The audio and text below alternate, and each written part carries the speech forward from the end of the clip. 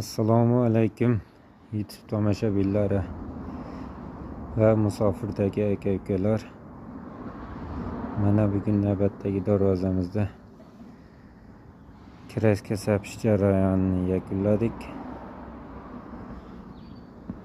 Sizlarga bir qator tanishtirib o'tamiz. Razmeriga keladigan bo'lsak, eniga 4.6, bo'yi 3.52.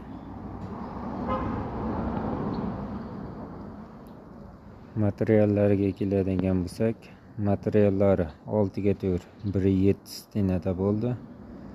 Disklarimiz 1.3lik.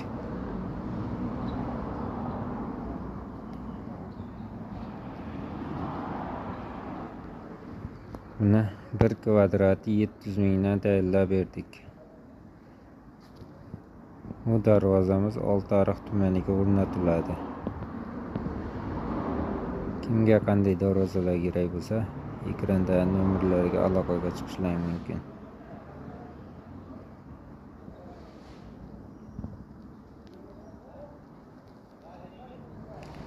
Sog' bo'linglar, salomat bo'linglar.